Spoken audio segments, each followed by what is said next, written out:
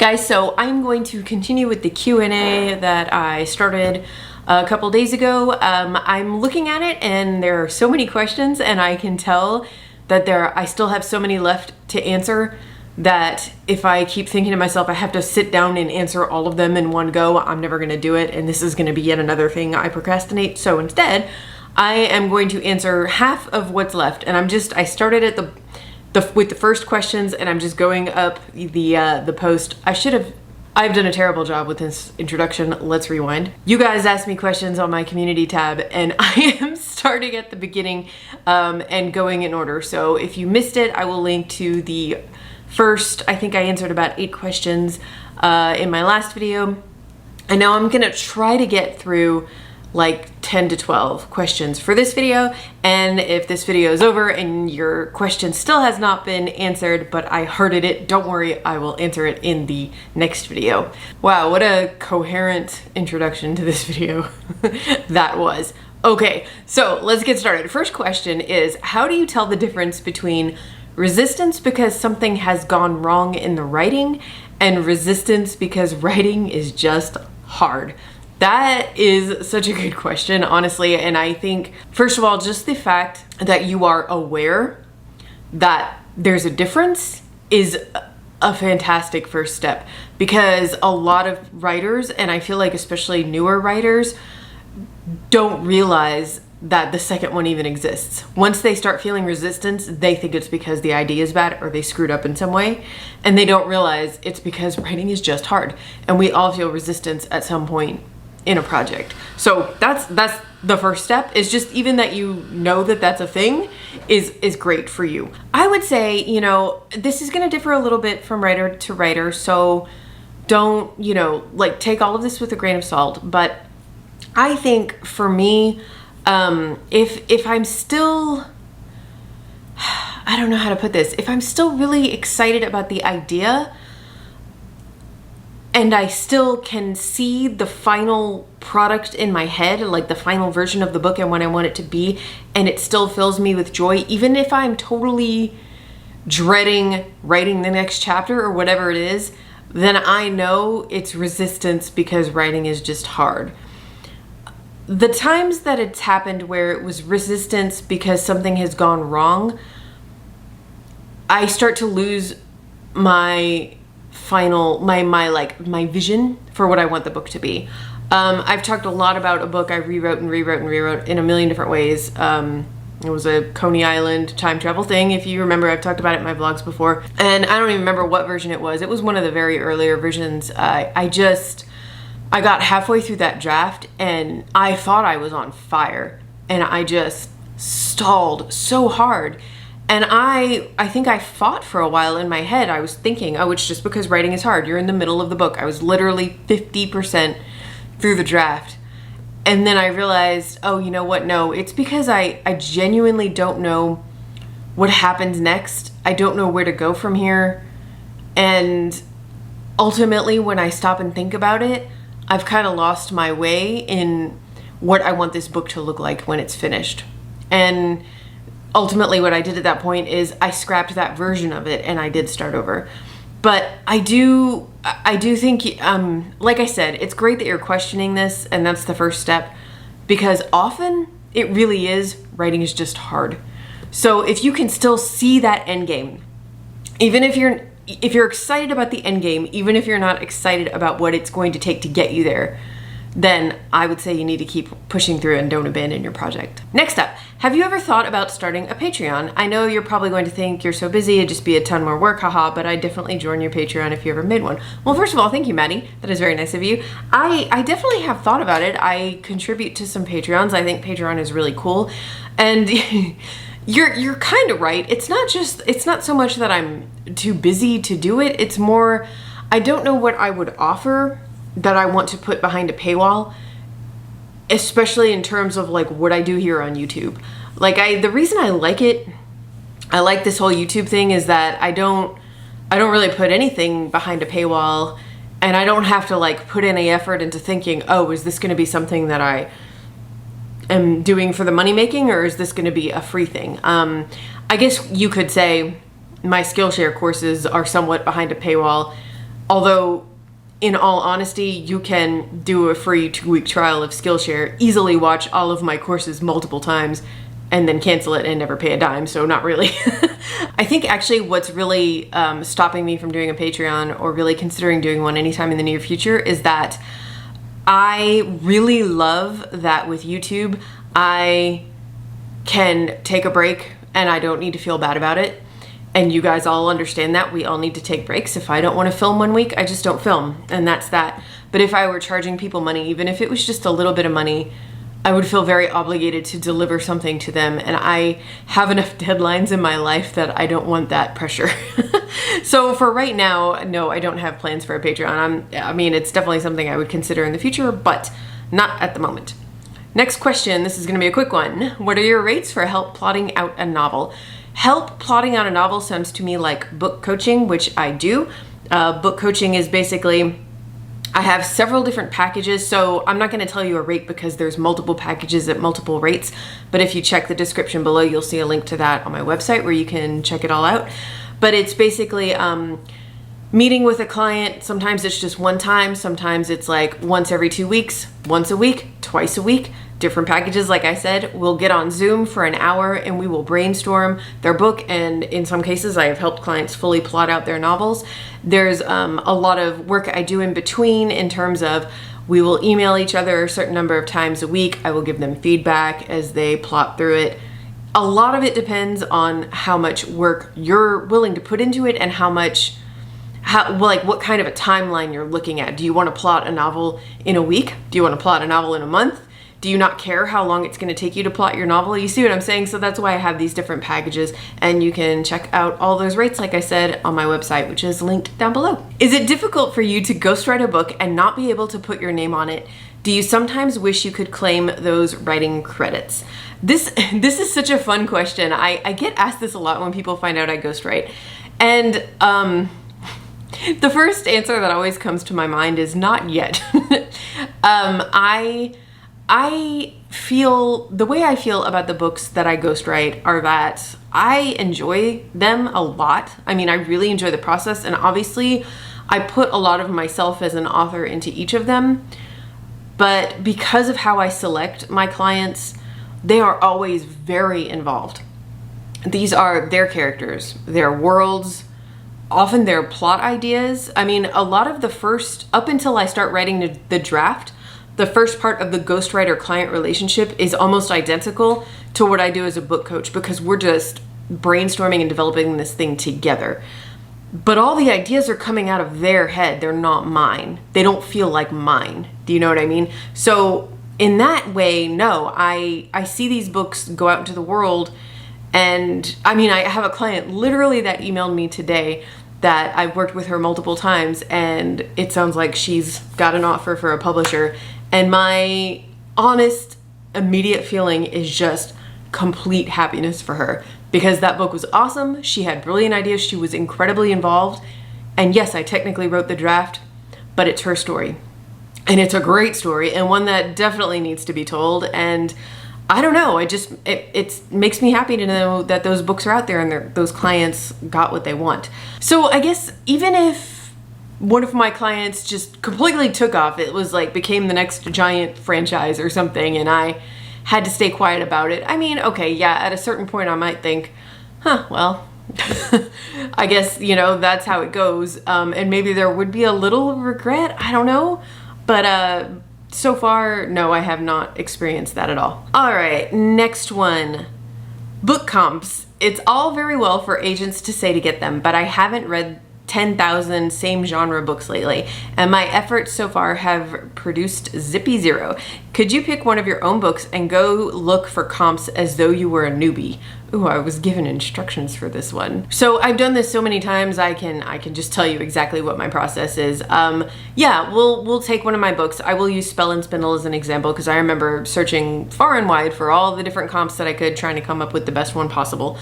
And I would start with looking at lists. Goodreads lists are really great for this.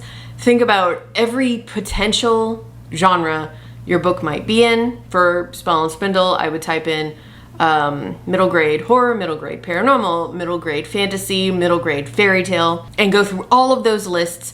I will be honest here, you do want to kind of sort by rating, because if you're going to have a book be a comp for yours, it needs to be a pretty well-known, successful title. Otherwise, it's going to mean nothing to the editor when they see it. So you want to make sure it's a title that the vast majority of people who work in publishing, they're going to know what you're talking about. So you're going to want to search award winners, look at like the Newbery Award, you know, school library journal list, Kirkus Award winners, blah, blah, blah, all that stuff. You're going to want to look at those and just start, you know, compiling a list. Read through the blurbs. If you hit on one that you're like, oh, this potentially sounds like it could be a comp title for me, but you haven't read the book, and you probably haven't. I mean, none of us have read 10,000 of the same genre books lately. Like, we just can't keep up with everything. Then start looking at reviews. Again, Goodreads, Amazon, wherever, and see what people say about it, and read the first chapter. It's usually up on Amazon or the Barnes & Noble site, wherever, and see if it seems like the right kind of feel. Maybe it's similar to yours, and just start with that list. Another thing I do is I have a subscription to Publishers Marketplace. If you don't have one, I highly recommend it. But if you don't want to do that, you could also just go to Publishers Weekly, where they do deal announcements every week. I will link to that down below if I remember. And look through book deal announcements, because in the vast majority of them, you're going to see pitched as X meets Y, or there will be some kind of comp title like this debut by so-and-so is perfect for fans of blah.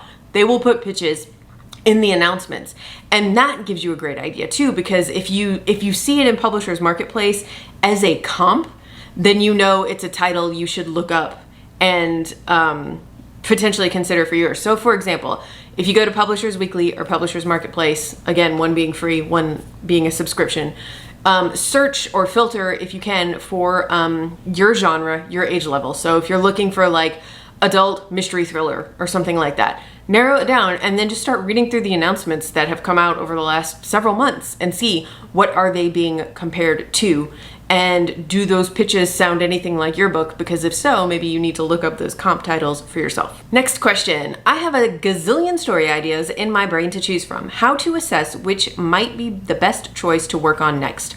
Recent publications lists, upcoming zeitgeists, personal preferences. First of all, just for me personally, it always comes down to a gut feeling. Like, you know that old trick, if you have to make a choice and you feel like you're indecisive about it, well, you flip a coin, heads or tails, and you assign heads or tails, and then you throw the coin in the air, and you're in that moment, usually your brain is hoping for heads or tails. We always want one more than the other, or usually we do. So I would try that little trick first of all, and just see if there isn't something that maybe you actually are being pulled towards a little bit more.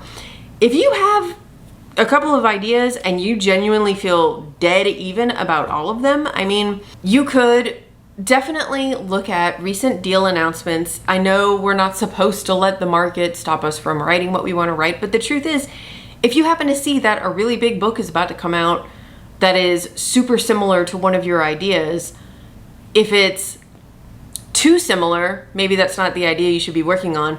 But if it's just similar enough to be a good comparison title, and that maybe it's starting a trend that you could jump on, maybe that's the idea you want to jump on too. So yeah, I would say again, if you really aren't feeling drawn to one in particular, then look at what's coming out, look at what editors and agents are asking for on their wish lists, and ask yourself which one of my ideas is gonna give me my best shot based on what people are looking for right now. And next question, what have you learned about your novels that did well compared with those that didn't? Any common themes about characters, arcs, themes, marketing, and public mood? Well, honestly, I don't think, I understand what you're saying, but for me, the books of mine that have done the best in terms of sales have been my most recent middle grade novels with Scholastic. And that, I don't think, has anything to do with themes or characters or arcs being better or worse than any of my other novels. It is 100% to do with the fact that they put it in their clubs and fairs packets and advertised it. And that's it. Those books had the power of advertising behind them, and yeah. This is kind of speculation on my part. It's something I did talk to my editor about a little bit, but I don't know if this is 100% true. It's just my speculation. Okay, so you've been warned. I do think the reason my otter half has done so well is that there is a kind of, I don't want to say an outright climate change, but there's a, what's the word I'm looking for? Kind of an activism angle, because the inciting incident of the story is an oil spill, and it causes a baby otter to be separated from its mother. And the oil spill plays a huge part in the plot. And environmental issues, that's the phrase I was looking for. And this is something that kids really, really, really care about right now, as we all should. And I think that, I suspect that's a big reason it did well in schools, like in classrooms and at the book fair. And I also kind of wonder, is this one of the reasons that Scholastic chose to advertise it? I don't know. I honestly don't know, but I speculated that, and I will tell you this, that when my editor came up with the next idea, What'll I Do Without You, which I've told you guys about before, it's, you know, it's got a strong climate change angle as well, because it's based on a true story of how Penguin Island, like the penguin population, was really suffering because the low tide was getting lower and lower until foxes could actually walk all the way from the mainland to the island, and they were destroying the penguin colony. And these are issues, these are real issues that kids care about. So I don't know, maybe I'm kind of like going back on what I said before. Maybe that's it. Maybe that's why it's done so well. Although, again, truly it's done so well because of advertising. Advertising and marketing makes a huge difference, and sadly that is out of our hands. But perhaps the fact that I chose that these ideas came with like a natural environmental issue kind of topic, theme, whatever, perhaps has helped them to sell better. Next one, do you have any tips for tracking progress when editing? Editing feels endless to me, and it's hard to keep going when it feels like I'm not making a dent. Absolutely, I totally understand. I'm going to link up here a short I made just a week or two ago. If you use Scrivener, I've got a handy little tip there for you. Just to sum it up, basically, I use the color-coded label system in Scrivener to do green, yellow, red. Red being, I need to revise this. Yellow being, it's kind of revised but still needs some work. Green being, this scene is done. And I can see it all in my binder, and watching it slowly go from red to more yellow and green makes me feel like I'm making a lot of progress, where like you said, sometimes it just feels like we're going nowhere. Another thing I do, and again, this isn't Scrivener, is I take it out of the compile, meaning if you check off include in compile, it adds that scene to your total word count. So I uncheck all of them, so my word count is at 0. And then every time a scene is revised and I turn it green, I also include it in the compile. And that way I can see where I am word count wise. And a lot of scenes, you don't need that much editing. Some of them need more than others. So sometimes I'll take like 10 minutes and I'm done revising a 3,000 word chapter, and I tick it off, and all of a sudden my word count's like, boom, you know, a nice big spike. And that kind of motivates me as well. Something you could do if you just like to work in Microsoft Word, again, is to just use the color coding, because just having that visual representation, like highlight a chapter and put it in red if you're still, you know, it needs editing, or put it in green if you're completely done with it. And that way, when you scroll around, you can actually visibly see all the work on all the pages that you've done. Hopefully that helps. All right, next question. How do you know which plot ideas to include in the story and which could be interesting but don't belong? I'm stuck between two different plot directions, and I'm having trouble figuring out which is the strongest. I suspect this probably has something to do with genre also, which I also feel is more unclear than it should be. Okay, if you mean that the genres are more unclear than they should be, please rest assured most people do blend genres. It's totally normal to have a little horror elements in your fantasy, or, you know, things like that. That's okay. In fact, it's almost a good thing, because again, when we're talking about trends in publishing, if there's a certain kind of genre that's super hot right now and you could pitch yours in that genre, then you should. And if there's a certain genre that's kind of like nobody's interested in that right now, well, hopefully there's another kind of genre within your story that you can say, oh yeah, no, this is, you know, that's what this book is. That was such, oh my God, I can't talk today. The example I always give for this is I have a friend who several years ago, when Hunger Games and Divergent were out and huge, but editors were no longer acquiring dystopians because that boom was passing, she wrote a book that was technically apocalyptic, not the same as dystopian, but you know, people dump all of those into like the same genre. And what her agent did that I thought was very clever, she pitched it as psychological horror. And that was 100% accurate. Like, the event that happened in the book was absolutely apocalyptic. It was a world-ending kind of a thing. But the book was very much about one character and how it messed with her head. And psychological horror was absolutely a brilliant way to pitch it, and she sold it.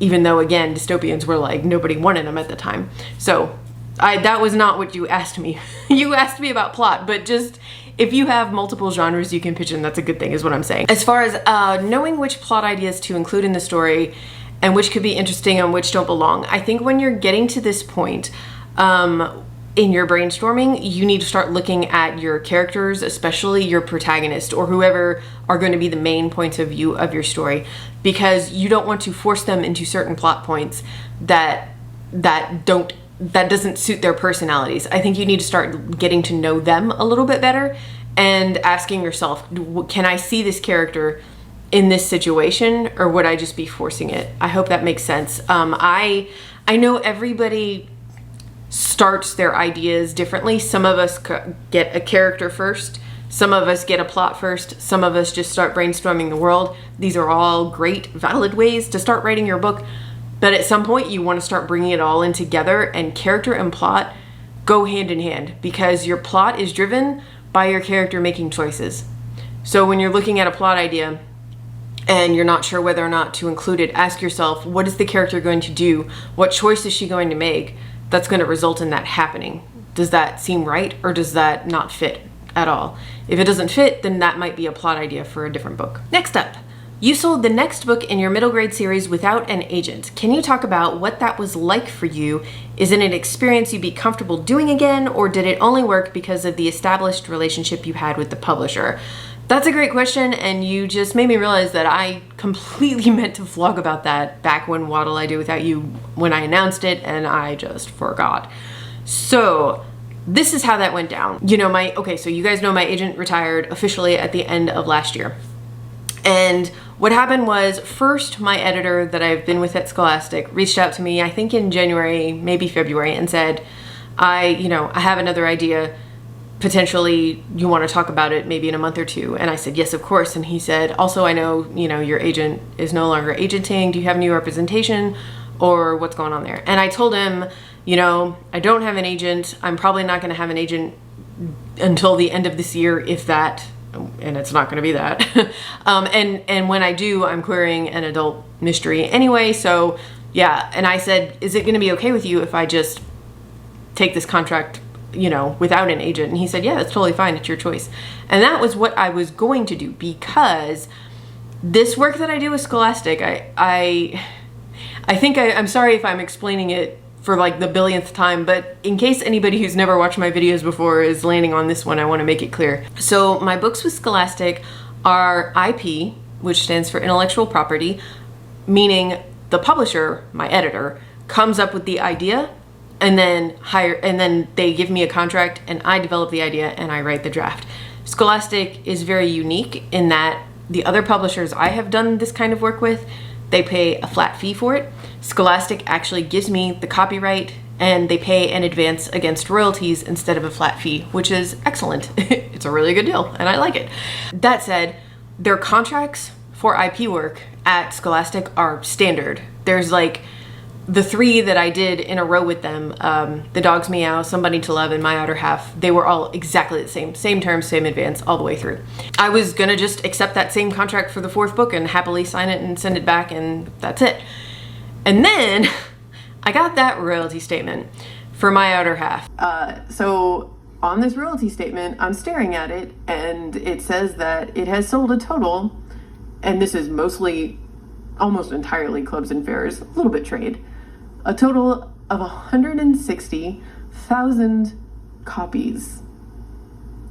And there has actually since been an update to that. Just earlier this month, or it was like the beginning of October, I think, I got, my end of year royalty statement with Scholastic, and my other half is now up to 265,000 copies sold, which is bananas.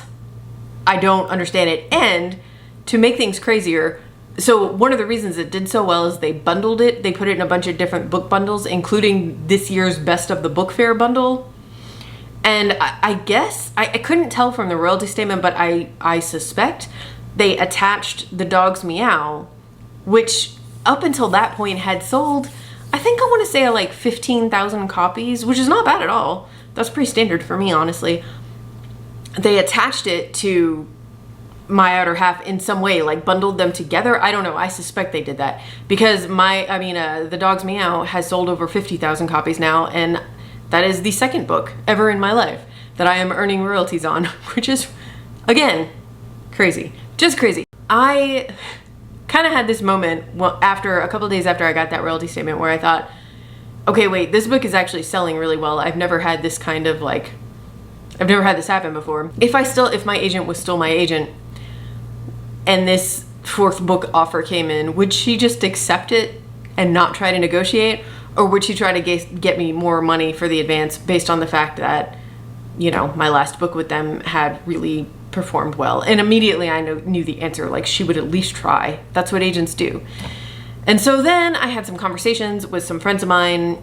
You guys know I have a friend who used to be an agent. I have some friends in publishing, and I was like, I'm not comfortable negotiating for myself. I know that sucks, and I should just be able to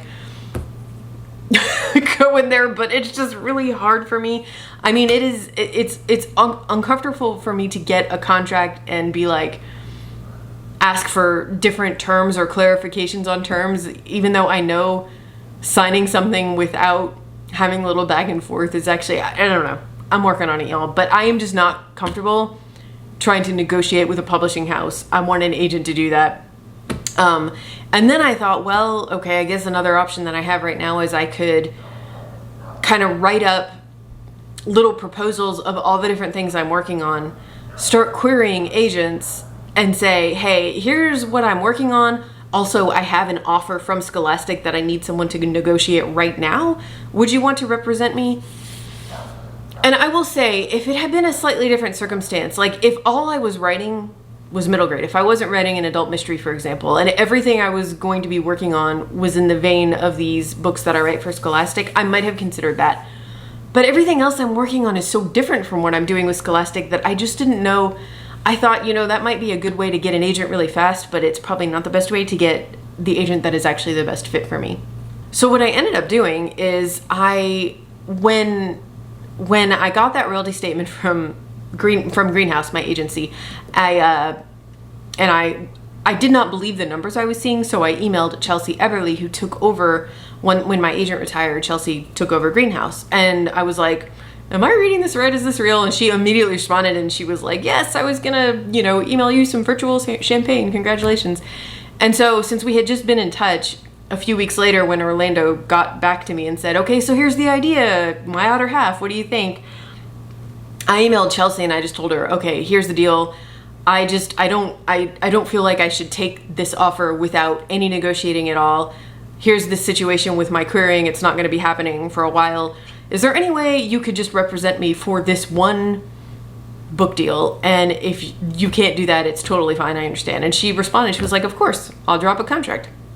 So she put together a contract that said she would be my representation specifically for My Outer Half. And she did. And I did get a little bump in my advance. So it was well worth it. And that's that. So she is not my agent, but all of my Scholastic books are still represented by Greenhouse, and I am very appreciative of that. Now, what you asked in your question, it was Jennifer, was, is it an experience you'd be comfortable doing again, or did it only work because of the established relationship you had with the publisher? I will say this, if My Outer Half hadn't sold the way it did, and my editor had just come at me with an offer from My Outer Half, and I had signed the contract, I 100% would have only done it, not just because of my relationship with Scholastic, but because it was an IP project with a template IP contract. If I had written my own original middle grade novel, no, it was not IP, it was just my own, even if I wanted it to go to my editor at Scholastic, and I would be happy to work with him on my own books as well, I would not have done that without an agent, because there is no standard template. So when you're approaching a publisher with your own book that you have written and is completely yours, you don't know what kind of advance they're going to come at you, you know, offering, and that's why you want an agent. So get an agent. And also, most publishing houses don't accept, you know, unagented submissions anyway, so it's kind of a moot point, except in very, very unique circumstances. All right, last question, because I am actually losing my voice. Do you have any advice for writing and sorting dialogue? I've plotted and replotted my book like 8 or 9 times now, and I finally found a plot that works. Hey, congrats. But I'm also drowning in a sea of dialogue that has somehow remained pertinent every time I've replotted. Should I throw it all out and start fresh? Do you have any advice for knowing what to keep? Okay, here's what I'm gonna say. I have been in your plotting and replotting 8 or 9 times shoes on a few different projects in the past. And I think what happens a lot is that we tend to cling to darlings. Darlings can be dialogue, at least I think they can, that we just love them so much that we can't bear to face the fact that they don't fit anymore. I suggest you do this. I want you to go through all your dialogue, make a list of all your characters, and I want you to choose one piece of dialogue from all of the drafting you've done, whatever it is that you've done, one piece of dialogue that you feel like absolutely best represents that character and their personality. Like if you were gonna make, you know, social media images to promote your book, and you were gonna do that thing where you had a picture of the character and one quote. So readers, you know, potential readers are gonna have this one chance to get this snapshot of who this character is. What quote would you pick? Go through and pick a line of dialogue for each of those characters and put those aside, because you probably want to hang on to that. Everything else, I would say you need to look at it really honestly and ask, is it just because the dialogue to me is entertaining on its own? Is it actually serving my plot, and does it actually fit the scene, or is it just that I can't let it go? Because here's the thing, if it really doesn't fit your new plot, this plot that you're excited to have, if it doesn't fit in any of the scenes, first of all, if you try to force it in, it's not going to be good dialogue anymore. You know, you could copy it word for word, but if it doesn't fit the scene, it's not good. It doesn't fit. It's going to seem out of left field, and the reader's going to be like, why did he say that just now? And you can always use that little, whatever it is about that dialogue that you like, in another project. Save all your dialogue, certainly. You might find a new home for it later. Back to what I was saying earlier about if you're plotting and replotting, and you're working with the same characters, whether you know it or not, you've changed the characters' personalities at least a little bit, because if the plot's different, that means your characters are making different choices. And if they're making different choices, that means they're slightly different people. So would they really say these things still? The answer might be yes. And in that case, you can keep the dialogue, but you gotta be really honest with yourself, because I bet there is some dialogue in there that you wanna save for a future project and future characters where it actually fits. Okay, I am losing my voice, so I'm gonna go. I hope you guys have a great day, and I will finish up answering all of these questions in the next video.